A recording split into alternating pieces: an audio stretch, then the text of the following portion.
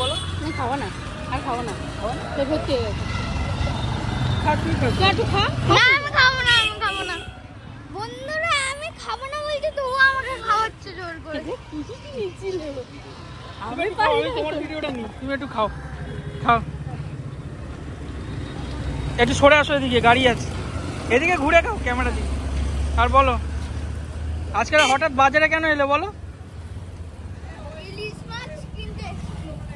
কার জন্য? এমন করছি যেন ও একা আমি একা খাবো, ওরা খাবে না। মাই মম। কতদিন ধরে আমার মা বলছিল যে ইলিশ খাবে, তো আজ আমি আর আমার বাবা বেরিয়ে গেছি বাইক নিয়ে ইলিশ কিনতে মায়ের জন্য। সকাল থেকে এই কথাটা আমাকে 10 বার শোনালো। এমন করছি যেন রান্না করলে আমি একাই খাবো। কি করে দেখবে কিন্তু পুরো ব্লগটা, কে খায় মাছগুলো। আমি বেশি অতটা খাই না। আচ্ছা আচ্ছা, আরে কাতলা মাছ খেলে ইলিশ মাছ খায়। আরে বল বল, अब क्या होगा बेटा?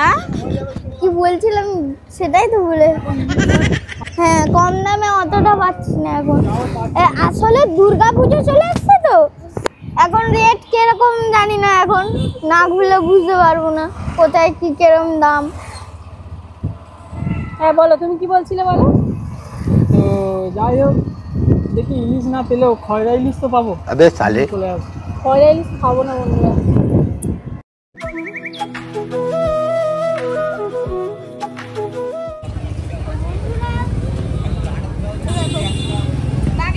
अच्छा এই পেটে বাচ্চা আছে, চল চল চল চল। ভালো লাগতো সাইড দিচ্ছি না বাঘের মাছ। তো ইলিশ মোটামুটি এখানে পেলাম। ইলিশ কি দেখেছো? হুম, ছোট রয়েছে আর দামটাও বেশি। তো দেখা যাক অন্য বাজারে যাই কি বলে। বাবা আর চিংড়ি চিংড়ি ওটা। ওই ডাকছে তো। তো ফাইনালি মায়ের জন্য ইলিশটা পেয়েছি। এই যে কাটছি ইলিশ, মা খুবই খুশি। এই দেখো, এই একটা ইলিশ আর একটা ইলিশ, দুটো ইলিশ দেবে, তাই তো? মা দেখো না কিরম করছে। কি করে ইলিশের সাইজটা একটু দেখো। বাবার হাতে হয়েছে কি? তো এই যে বেশি আর নেই, সম্পাটি বলে দাও। বেশি নেই, আমরা মানে বাজার করতে গেছিলাম বলে খুবই লেট হয়ে গেছিল। এবার ওখানটা সব ভেঙে মাছটা ছিল, ওর ভিতর দুটো ঢোকানো ছিল, ওই দুটো আমাদের এখন দিচ্ছে ইলিশ, খুব বড়, এই দুটোই তো সাইজটা। এই যে ইলিশ দুটো কাটছে। এই দুটো মিলে আমি একটা, ওই দুটো ইলিশ মিলে আমি একটা পুরো। বাবারা মা সবাই মিলে তো একটা ইলিশ মাছ নিচ্ছিলাম, এই কাকিমা বললো দুটো নিয়ে যাও, দিল।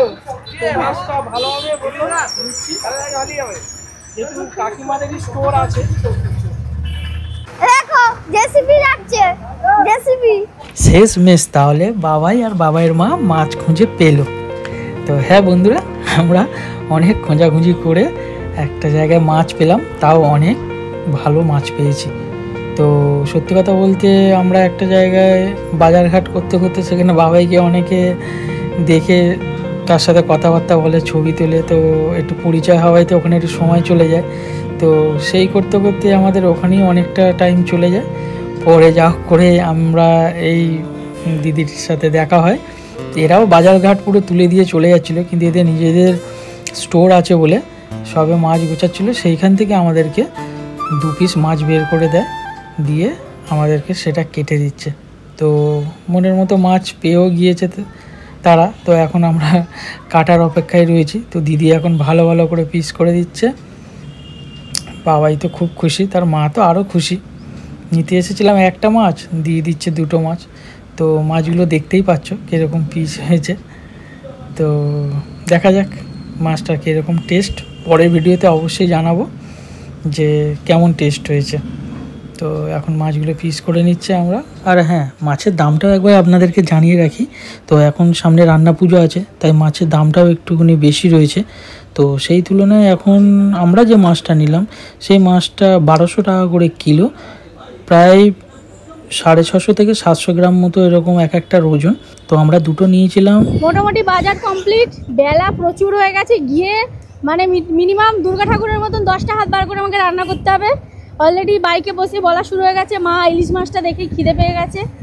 তো দেখা যাক কি কি রেসিপি করা যায়। দেখতে পাচ্ছি কেমন হয়ে আছে, দেখেছো মুখটা নাকি ওর দেখা যাচ্ছে কেরম হয়ে আছে। তো ব্লগটা অবশ্যই পুরোটা দেখবে, কেমন লাগলো অবশ্যই কমেন্টে জানিও।